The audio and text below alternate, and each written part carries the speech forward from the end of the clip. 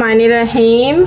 मेरे प्यारे प्यारे दोस्तों, अगर आप भी इतना शानदार सा बीफ कढ़ाई गोश्त बनाना चाहते हैं तो इस वीडियो को लास्ट तक देखें। तो चलते हैं, रेसिपी को रेडी कर लेते हैं। वालेकुम दोस्तों, मैं हूं निदा कमल और आप देख रहे हैं आयत Khan food sector YouTube channel. आज मैं लेकर आई हूं बहुत ही ज़बरदस्त बीफ कढ़ाई गोश्त की रेसिपी। बीफ कढ़ाई गोश्त बनाने के लिए देख लें आप इंग्रेडिएंट्स। ये देखें, मैंने विद बॉन्स बीफ लिया है हाफ kg, 1 अदद बड़ी ऑनियन, 2 टेबल स्पून लहसुन पेस्ट, 2 टेबल स्पून अदरक पेस्ट। उसमें से मैंने हाफ लहसुन पेस्ट अलग रखा है और हाफ अदरक पेस्ट अलग रखा है। गोश्त को गलाने के लिए डालेंगे, उसमें ऐड करेंगे। तो आप रेसिपी को फॉलो करते जाएं और आगे तक देखते जाएं। बहुत ही ज़बरदस्त और जायकेदार बीफ कढ़ाई बनने वाली है।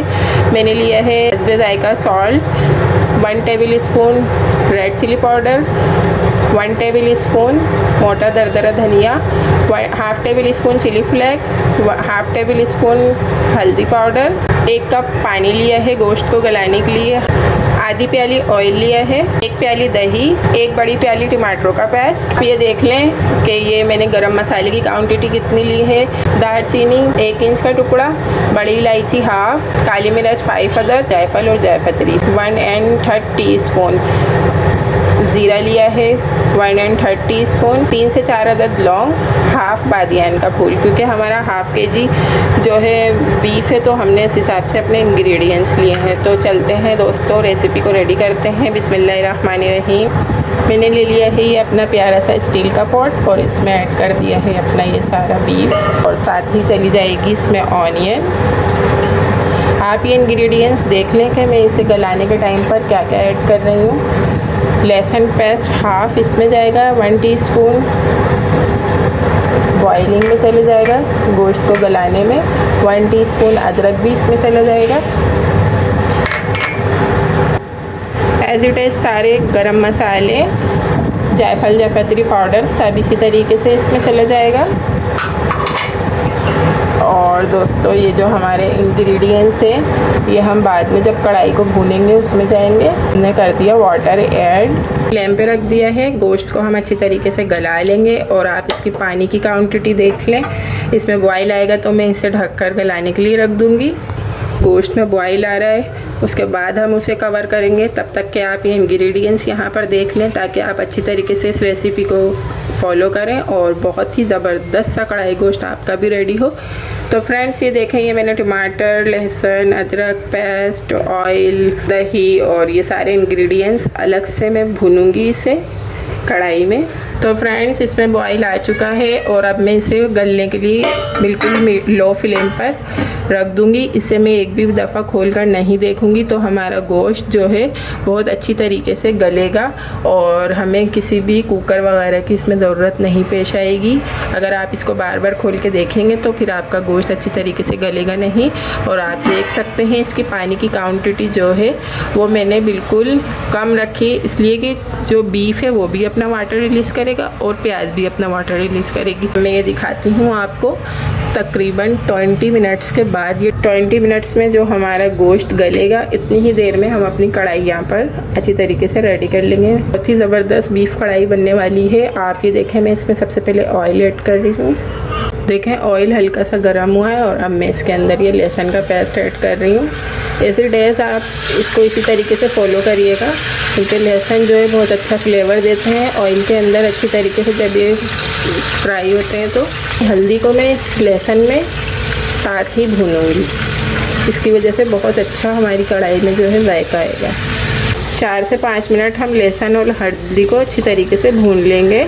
लहसुन और हल्दी देखें अच्छी तरीके से भून चुकी है। अब मैं इसमें अदरक का पेस्ट ऐड कर दूँगी और अब ये साथ ही हमारे बाकी के मसाले इसमें ऐड हो जाएंगे। अब मैं ये अपना टमाटरों का पेस्ट इसमें ऐड कर रही हूँ। सिर्फ हमने लहसुन और हल्दी को थोड़ा सा ज़्यादा भुना है। और वीडियो को लाइक करें, आपको रेसिपी पसंद आ रही है तो चैनल को सब्सक्राइब करें और बेल आइकन को ऑल पे कर दें। अब ये देखें इसके अंदर जो है ना टमाटरों की जो स्मेल कच्ची कच्ची सी होती है वो सारी चीज़ें अच्छी तरीके से भून रही हैं। दोस्तों 5 मिनट मैंने मसाला फुल फ्लेम पे भूना था इसका और 10 मिनट से इस तरीके से बंद करके पकने दिया है और इसकी खुशबू बहुत अच्छी सी आ रही है। और मैं आपको बारीकी से इस वजह से बताती हूँ ताकि आपकी रेसिपीज़ मेरे से भी ज़्यादा अच्छी बने।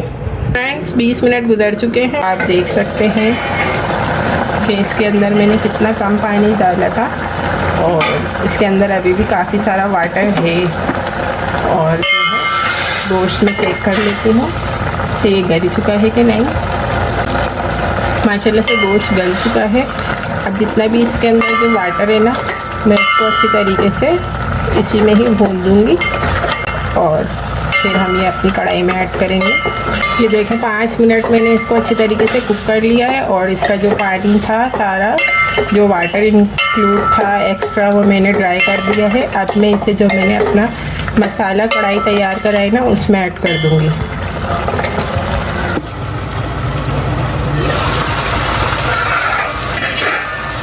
तो फ्रेंड्स मैंने इसका फ्लेम ऑन कर दिया है। अंदर अब एज इट इज़ ये गोश्त जो मैंने गलाया है अलग से, तो इस कढ़ाई में मैंने ऐड कर दिया है। अब हम इसे एक साथ भून लेंगे 5 से 7 मिनट। हम इसे अच्छी तरीके से चला कर अच्छी तरह कुक कर लेंगे। अब मैं इसमें ये दही भी ऐड कर दूंगी। अब हम इसे अच्छी तरीके से पका लेंगे। दही ऐड करने के बाद माशाल्लाह से फ्रेंड्स ये देखें हमारा जो है 5 से 7 मिनट दही वगैरह ऐड करने के बाद ये अच्छी तरीके से पक चुका है। अब मैं इसमें 2-4 हरी मिर्चें ऐड कर दूंगी और अब इसे मैं 5 मिनट के लिए दम पर रख दूंगी ताकि ये अपना ऑयल रिलीज़ कर दे। और वैसे तो हमारा जो बीफ कढ़ाई गोश्त है माशाल्लाह से वो रेडी है। अब मैं आपको दिखाऊंगी ये फाइनल लुक के साथ। माशाल्लाह सुभान अल्लाह। दोस्तों आप देख सकते हैं ये मैंने आपके ही सामने डिश आउट कर दिया है। और आप देखें इस कढ़ाई गोश्त की शान। आप ये अपने घर वालों को खिलाएंगी तो आप उनके दिलों पे राज करेंगी। माशाल्लाह माशाल्लाह, मेरे मुंह में तो पानी आ रहा है फ्रेंड्स। और आप लोग इस रेसिपी को ट्राई करें। और मैं चलती हूँ आपके लिए कोई अच्छी सी नई मज़ेदार सी रेसिपी बनाती हूँ। दोस्तों आप देख सकते हैं मेरे अल्लाह की शान, उसकी रहमतें, नेमतें और बरकतें जो उसने हमारे हाथों में दी, हमारे खानों में दी।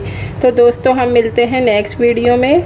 तब तक के लिए अल्लाह हाफिज़।